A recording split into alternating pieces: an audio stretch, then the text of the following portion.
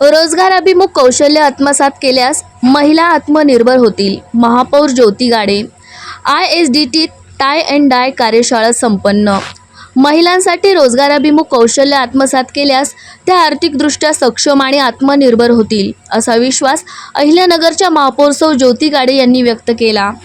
अहिल्यानगर येथील institute for studies in design and technology ISDT या संस्थेत जागतिक महिला दिनाच्या निमित्ताने जलतरंग ही टाय अँड डाय बांधणी या विषयावरील कार्यशाळा आयोजित करण्यात आली होती. या कार्यक्रमाचे उद्घाटन महापौर सौ ज्योतिताई गाडे यांच्या हस्ते करण्यात आले. त्याप्रसंगी सौ गाडे बोलत होत्या. कार्यक्रमाच्या अध्यक्षस्थानी ISDTचे संस्थापक श्री विनायकराव देशमुख होते. यावेळी व्यासपीठावर संस्थेच्या संचालिका पूजा देशमुख, प्राचार्य अरुण गावडे, फॅशन डिझाईन विभाग प्रमुख पूजा पतंगे, स्मिता बडाक, पूर्वा भंडारी, कोमल वांडेकर, रोहन चारगुंडी आदी उपस्थित होते.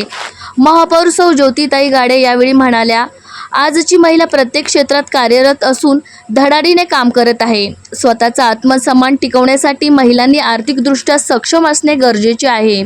त्यामुळे प्रत्येक मुलीने व महिलेने रोजगाराभिमुख कौशल्य आत्मसात करून आत्मनिर्भर व्हावे.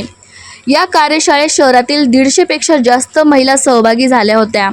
या महिलांना प्रथम बांधणी या विषयाचे व नंतर रंगकाम या विषयाचे प्रशिक्षण देऊन प्रात्यक्षिक घेण्यात आले. कार्यक्रमाचे प्रास्ताविक फॅशन डिझायनिंग विभाग प्रमुख पूजा पतंगे यांनी केले.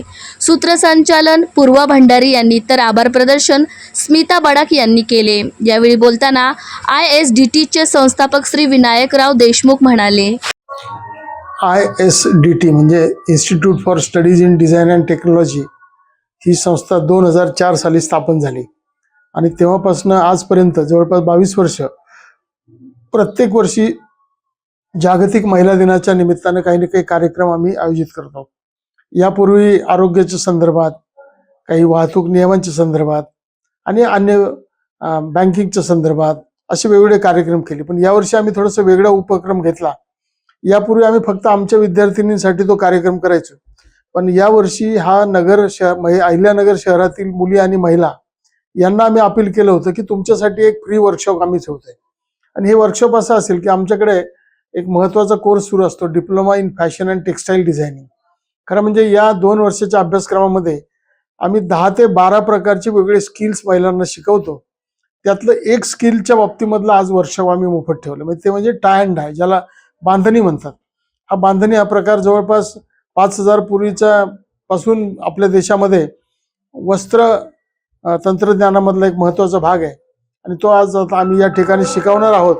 आणि आम्हाला खात्री आहे की हा शिकल्यानंतर एखाद्या महिलेला जर व्यवसाय करायचा असेल तर तिला स्वतःचा स्वयंरोजगार करता येईल. त्यासाठी अगदी कमी भांडवल लागेल आणि ते भांडवल देखील उपलब्ध करून देण्याचं काम आम्ही मुद्रा योजनेतनं महिलांसाठी करणार आहे.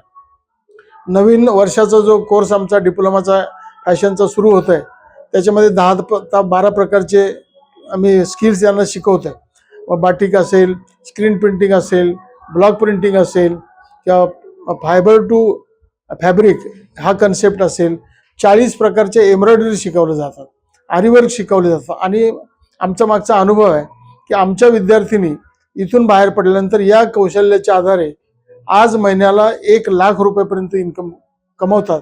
हा आम्हाला फार मोठा आनंदाची गोष्ट आहे आणि म्हणून आजची कार्यशाळा आमच्या दृष्टीने महत्त्वाची आहे. आज जवळपास 150 महिला यात सहभागी होत आहेत आणि आमची सगळ्यांना विनंती आहे की त्यांना आणि इतरांनी देखील या कोर्समध्ये सहभागी व्हावं आणि जास्तीत जास्त स्वतःचा आर्थिक विकास करावा अशीच या निमित्तानं अपेक्षा आहे. आणि या कामासाठी ISDT कायम महिलांच्या सहकार्यासाठी आम्ही कायम सदैव तयार आहोत. महिला जरी आजकाल म्हणतात स्त्री भ्रूण हत्या थांबवायला पाहिजे, पण आजकाल तेवढेच म्हणतात स्त्री भ्रूण हत्या थांबवायला पाहिजे, पण एकीकडे आजकाल महिलांवर अत्याचार होतात, बलात्कार होतात. पण ते कोण थांबवू शकतं? तर आपण स्वतः महिलांनी जर ठरवलं तर त्या स्वतःही थांबवू शकतात. कारण इतरांवर अवलंबून न राहता स्वतःही 2 हात करायला तुम्ही स्वतः तयार व्हा आणि स्वतःचं रक्षण स्वतः करा आणि स्वतःच्या पायावर सुद्धा उभे राहा. का कुणापुढेही आपल्याला हातपाय पसरायची गरज पडणार नाही. आणि आजकाल सरांनी सांगितलंय की एक महिला घरकाम करणारी असते, एक काम नोकरी करणारी असते. ज्या महिला नोकरी करणारी असते तर तिचे घरात खूप वाह होत असते आणि जे घरात बसतात त्यांना कुठेही मानपान काहीच भेटत नाही.